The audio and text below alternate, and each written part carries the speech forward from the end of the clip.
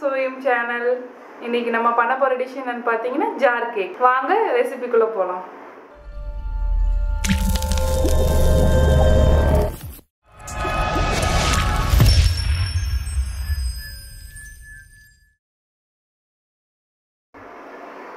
Jar cake செய்யறதுக்கு first நம்ம cake ready பண்ணிரலாம். தயிர் 125 ml அரை கப், ஐசிங் சுகர் 125 கிராம் அரை கப். இப்போ வந்து தயிரையும் நம்ம ஐசிங் சுகரையும் ஒண்ணா மிக்ஸ் பண்ணிக்கலாம். நல்லா மிக்ஸ் ஆகி ரெண்டும் ஒண்ணா கலந்து வரும். உங்களுக்கு ஐசிங் சுகர் கிடைக்கலனா நார்மல் ஒயிட் சுகரை வந்து மிக்ஸில போட்டு பவுடர் பண்ணிக்கோங்க. அதுதான் ஐசிங் சுகர்.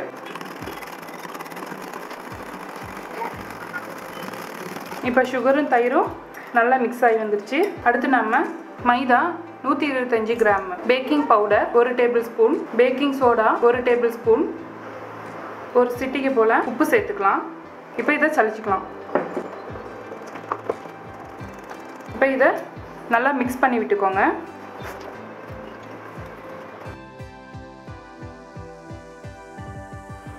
எண்ணெய் 125 ml, இது வந்து அரை கப்.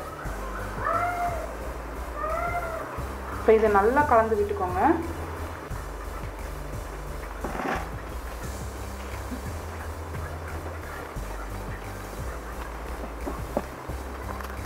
இப்போ இது எல்லாமே நல்லா மிக்ஸ் ஆயாச்சு. இன்னும் கேக்கை நம்ம சாஃப்ட் பண்ணுறதுக்காக பால் 2 ஸ்பூன் சேர்த்துக்கலாம். வெனிலா எசன்ஸ் இப்போ நம்ம கேக் ஃப்ளேவருக்காக சேர்த்துக்கலாம்.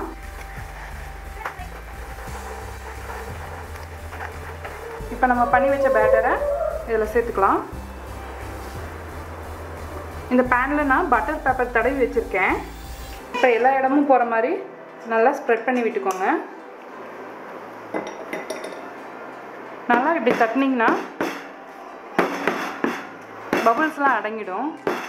இப்போ ரெடி ஆகிடுச்சு நம்மளோட பேட்டர். நம்ம இப்போ ஓவனில் வச்சு பேக் பண்ண வேண்டியதுதான். அவனை இப்போ 5 மினிட்ஸ் ப்ரீ ஹீட் பண்ணி வச்சுருக்கேன். இப்போ நம்ம பேட்டரை உள்ளே சேர்த்துக்கலாம்.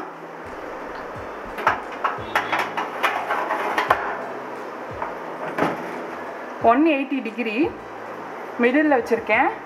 இது வந்து பார்த்தீங்கன்னா கரெக்டாக 20 மினிட்ஸ். இப்போ கேக் ரெடி ஆயிடுச்சான்னு பார்க்கலாம். இது ரெடி ஆயிடுச்சான்னு பார்க்க ஒரு டூத் பிக் வச்சு குத்தி பார்த்தா மாவு ஒட்டாமல் வரணும். நம்மளோட கேக் இப்போ சூப்பராக ரெடி ஆயிடுச்சு. இது வந்து 1 மணி நேரம் போல் ஆகட்டும். இப்போ நம்ம கேக்குக்கான க்ரீமை ரெடி பண்ணிக்கலாம். அதுக்கு 100 கிராம் வைப்பிங் பவுடர், 200 ml சில்லுடு பால், இது ரெண்டையும் நல்லா மிக்ஸ் பண்ணி விட்டுக்கலாம்.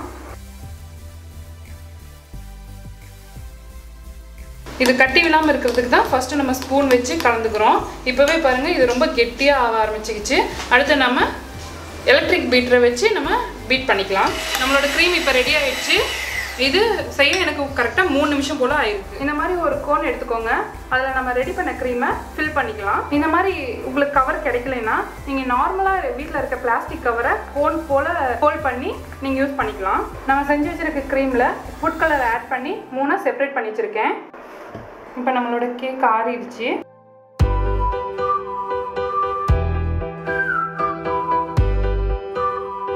இப்போ எப்படி சாஃப்டாக வந்திருக்குன்னு பாருங்கள். இப்போ வந்து நம்ம கேக்கை 2ஆக கட் பண்ணிக்கலாம். நம்ம ஜாரோட மூடியவே எடுத்து நம்ம கட் பண்ணிக்கலாம். இப்போ தான் ஃபில்லிங்க்கு கரெக்டாக இருக்கும். இந்த மாதிரி 4 பீஸாக கட் பண்ணிக்கோங்க. ஜார் இது மாதிரி எடுத்து வச்சுக்கோங்க. இதில் வந்து நம்ம ரெடி பண்ணி வச்ச க்ரீமி கேக்கையும் ஃபில் பண்ணிக்கலாம். அடுத்து நம்ம ரெடி பண்ண க்ரீன் கலரை இதில் சேர்த்துக்கலாம். நெக்ஸ்ட்டு பன்னு வச்சுக்கோங்க. அடுத்தது ஒயிட் கலர். நெக்ஸ்ட்டு இன்னொரு பன்னு ஆட் பண்ணிக்கோங்க. சுகர் சிரப்பை இதுக்குள்ளார லைட்டாக அப்படியே தெளிச்சிக்கலாம். லாஸ்ட்டாக நம்ம ஆரஞ்சு சேர்த்துக்கலாம்.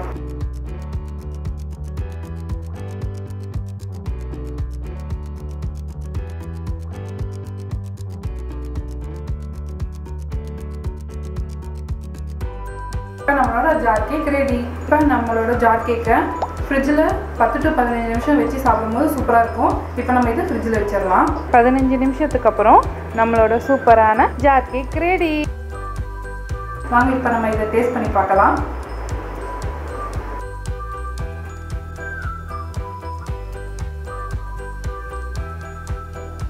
ரொம்ப சூப்பராக இருக்குது.